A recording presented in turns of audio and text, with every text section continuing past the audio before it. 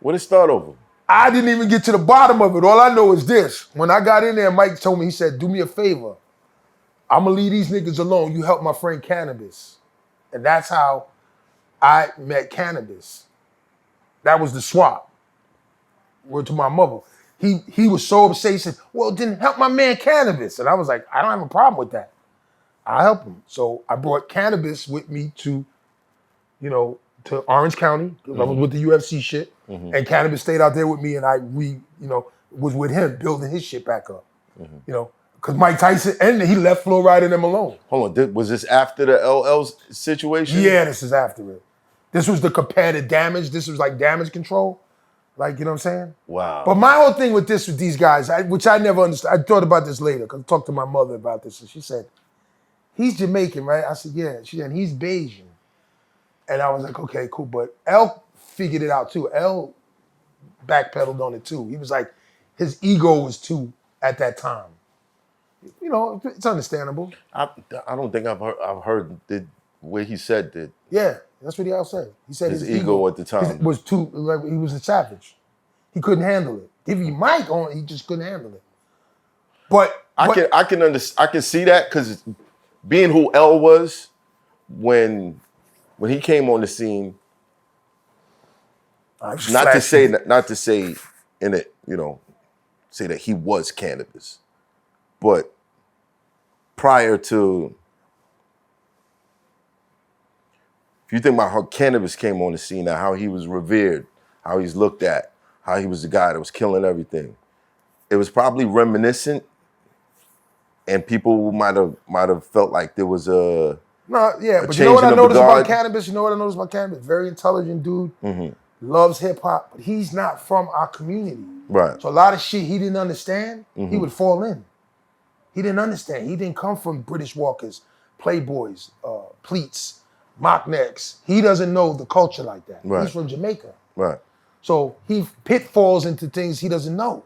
You know what I'm saying? And I understood that when I got around him. I was like, wait, he wasn't like it was me and Reggie in the room. He doesn't understand certain things, but very articulate and very meticulously smart. Yeah, we had a great interview. Because his grandmother was really on him too about, like, he was terrified of his grandmother. You know what I mean?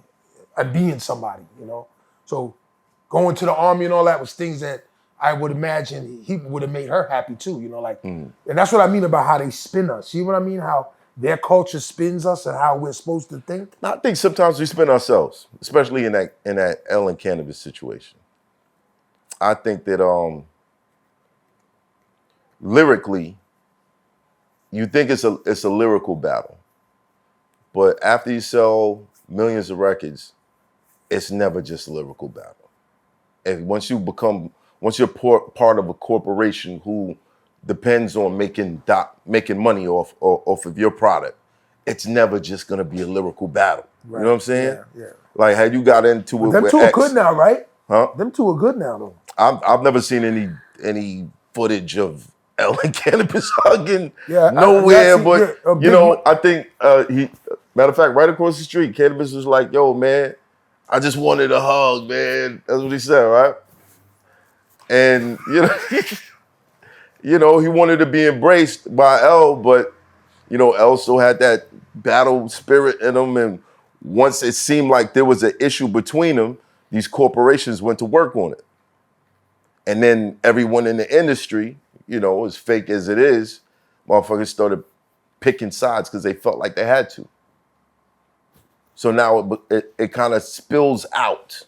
It's no longer just a rap battle. It's no longer, I just want to hear what he says and I'll hear what he says in return. Now it's, oh, I can't give you this beat because I'm cool with, oh, I can't put you on this tour because I'm cool with, you know what I'm saying? Like, or, it becomes more than what it is. So in a way, a lot of this drama, you think that it's just, oh, it's just a little rap battle or whatever. Nah, that only happens in battle rap. That don't happen in the industry.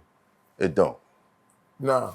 Yeah. But I just say this. I know at the end of the day, when I look at hip hop as a whole, I know there's room for all of these guys to coexist. You know, it's like the superheroes. Like when you look at Marvel, right? I don't revere Hulk more than I look at Iron Man. I look at all of them and I go, I'm in the room with superheroes. Right. And I know hip hop is that to these kids. And when they look at all of them, they're superheroes to them. And I think that culturally, you know, we can coexist and make, that should have been a WWF moment too. If I add, you know what I'm saying? You know, because you know what's sad about that? When someone loses and they can't eat and their art form suffers behind shit like that when it's entertainment. It's supposed to be. Right, no, it's exactly. not. But it should be. Right. It really should be. Because that's what Ed McMahon did in wrestling. It was always entertainment with them. But again. And everybody went home a hero. Right, but that's scripted. These guys are picking their own fights. They're picking their own fights. I don't think. Yeah, this is not scripted. Like Drake and Kendrick didn't come out of nowhere. That was happening. But let me ask you this about that. There was a build-up for years. But didn't that happen? But didn't that happen too because he's light-skinned and he's brown? Wasn't that a big part of it? Because that always shows up. Muhammad Ali, Joe Frazier. It always shows up in our diaspora. The light-skinned guy versus the dark-skinned guy. Always. Yeah. Always. The light-skinned versus dark-skinned guy? It's always that. It's always that. To me, I always seen it.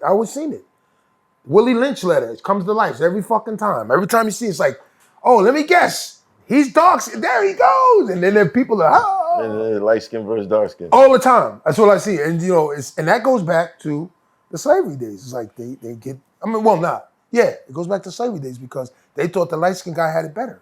And they spun him like he had it better. Get out there, master says so-and-so, and then, you know, this thing goes on. You know, it's been going on for a long time. And that's what I mean about their culture spins our subculture. Right. You know, we look at what they do, and then we gotta be as ignorant as them. Because their ignorance is like, it's overwhelming. If you think about Southern culture, it's ignorance. You just look at the Hee Haw show. It's like, the buck dance was today's Crip Walk. Yeah. If you Google buck dance and you see the buck dance, you think the dude's Crip walking. Nah. Yeah.